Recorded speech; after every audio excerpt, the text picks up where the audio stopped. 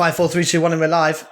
World Cup review, episode 2, and we are currently watching England-Belgium in the 90th minute plus 3 minutes extra time.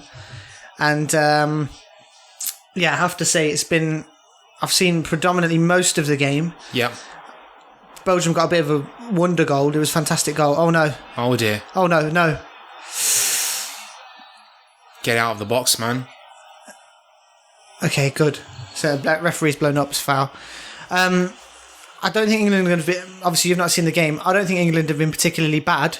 Okay. I just don't think we've been composed enough and taken our risks in front of goal. Okay.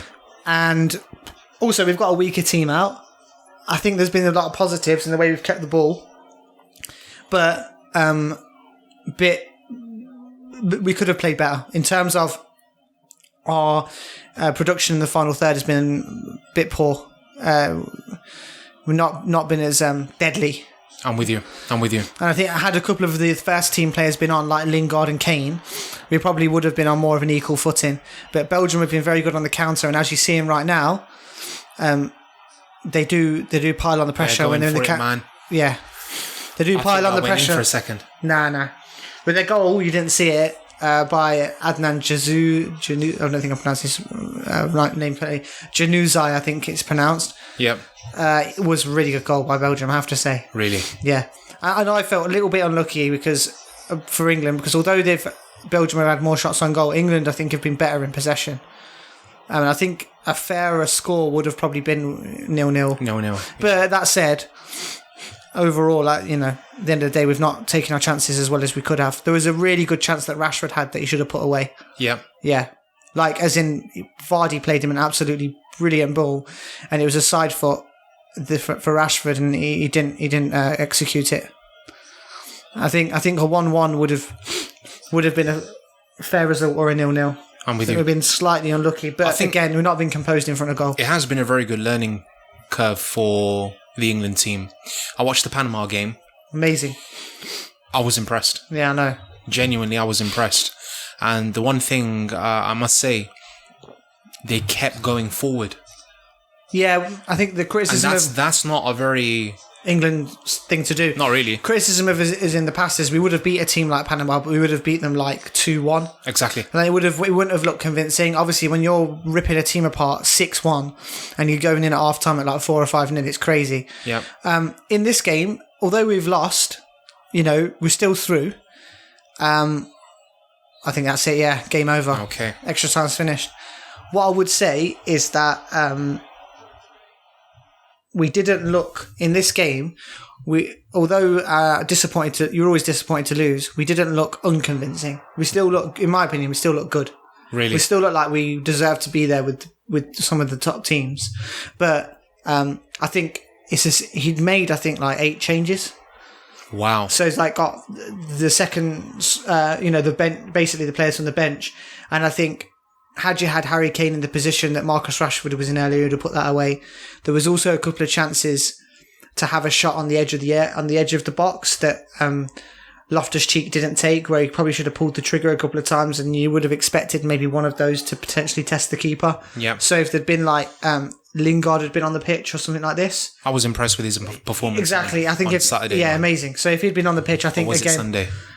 I think it was Sunday. It was Sunday, yeah. Sunday, yeah. So it would have been a different story. But overall, obviously disappointing to lose, but we're through, and it's about, the future now. Do you reckon that was something Southgate did on purpose? Making the changes? You make the changes, make sure the players are fresh for the knockout stages. Yeah, I think it's twofold. I think make sure the players are fresh for the knockout, and then also make sure everyone gets a chance in a run out. Because it's about keeping the whole camp happy. It is. Because you want to be able to bring players in if there's injuries. You want to be able to bring players in off the bench if you want to change something in a game. And in order to do that, players need match fitness in their legs. There's only so much. It's like same as UFC. Yep. You can train, but there's nothing like a real fight. So the best way to get good is just to keep having fights. No, you're right. So same with football. They can train, but really they need match time in the legs to balance it out, keep everyone happy. But all of that said, I wasn't overly disappointed with today's performance. Okay. But I think we need to talk about very briefly some of the other things that have been happening. Yes. My God.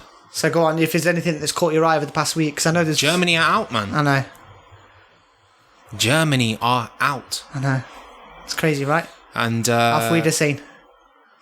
there's a term in German. What's it called? Is it Schadenfreude or Schaden? It's something like that. The Germanic language is something else, isn't it? It is. Schadenfreude. It's one of the two. What does that mean? And it basically means taking pleasure in someone else's misery. That we are. Well, I think it's always a good thing for England when Germany aren't in a competition, because generally when... Oh, kryptonite. England's kryptonite, other man. than 1966, I don't think we've had, and the 5-1 again in the qualifiers a long time ago. I don't think we've had a great deal of success against Germany in competitions. Schadenfreude. Schadenfreude. Yeah. Schadenfreude. Anyway, pleasure derived by someone from another person's misfortune. That was interesting. Yeah. So yeah, Germany are out. I like Such a German term as well, isn't it? Yeah. Schadenfreude. Yeah. It's just the Germanic language sounds very sort of quite hard edged. It does. I quite like it though, to be honest. Yeah, it's straight to the point. Yeah. But I speak to quite a lot of German people in my job. Yeah. And they're always really nice. Like really well organised, really polite, really straight to the point, efficient. When they say they're going to be there for a call, they're there. When they say they're going to send an email, they send it. Yeah. They're, overall pretty... Not very efficient when it comes to football, but yeah, obviously, the efficiency let you down this year. Never mind. Sorry, lads. Never mind, Joshim. But... to be fair, and this might be a little bit controversial, I've always liked Germany as a team. Oh, yeah. I mean, they've always played amazing football. And this year, I don't know what happened to the big teams, man. I've not really been that impressed with anyone. Which is why I think it could still, even in spite of today's performance not being quite up to the standard we've come to, get excited about in this tournament by England, I think there's still positives to take away. And I think it's an open, wide tournament. You've got Belgium and England have gone through. I was looking at it earlier. You've got Brazil and Argentina and France and Spain and Portugal, right? So they're going to be... Portugal is still a bit of an outsider, but you've got the Cristiano Ronaldo factor we spoke about last week. Yes. Spain, to me, haven't looked particularly convincing. No, they haven't. Portugal haven't looked convincing. No. Brazil certainly haven't looked convincing. At all. Argentina are through by the skin of their teeth. Yeah. France are through. France are through and they haven't looked convincing. So all of the teams that you're expecting to dominate haven't looked particularly dominant. Belgium have looked very good. Yes. So Belgium are going through on maximum points. Yeah. Croatia have looked fantastic. Yep, they have. And Mexico could be a bit of a wild card. Could be. All of that said, the team I probably wouldn't want us to get in the next round is Brazil. Yeah. They've just... I was watching some highlights of what they did yesterday or the day before, and I think even though they haven't been the usual self, some of the stuff they pull out is still fantastic. It's dangerous. It's just like, where did that come from? Yeah. Like flicks over people's heads. And so who will actually England be playing? We don't know yet, I don't think. I think that's to be decided. I think that's to be decided in terms of... Look at... You won't find out yet. Because England are going to be going through second in the group now. I'm with you. Yeah. And I think that, and then it all gets tallied up from there. So yeah. But South Korea, although they obviously haven't gone through, did you see the second goal that South Korea scored against Germany in the dying seconds? No, I didn't know. So basically, Germany have lost it because South Korea have scored, and it's right at the end of the match. Their goalkeeper, the Germany goalkeepers, come to the top of the pitch to try and get a goal, try and jump in the box with the team. Yeah. And basically, Germany lost the ball. Yeah. And a South Korea player just bombed it down the pitch. Yeah. To another South Korean player and put it in an open net. It was pretty awesome. It's a bit of World Cup history. Yeah. So I'm still trying to get over that Germany out, man. That's crazy, right? It's didn't they win it last time? Yeah, they decimated Brazil 7-1 in the final. Was that in 2014? Yeah. It's pretty much a lot of the same team as well. See, I saw an image of this on Instagram. When I say they decimated them, mate, they absolutely rinsed them. Is that the one, 7-1 or something? Yeah, it was embarrassing. Yeah. It was like a training match. Yeah. They were just deadly. It was like Germany at their very So what happened to them this their year? most potent. What happened to them this It's year? a very unusual thing to happen to Germany. Germany, I think this is the first time they've ever not gone through from the group stages Yeah. of a major tournament. Really? Yeah, I think if you look at them statistically, they're definitely they've got to be the most successful European team in on the world stage, because they pretty much always get through to like the quarters at least. Yeah. At least Yeah. they're always there. The game that they did win, who was it against before they had a match with South Korea? Yeah, Sweden. Was it Sweden? I think so. Did they win? Yes. I think they won 2-1. They got a last minute goal or something. Was it Cruz who scored?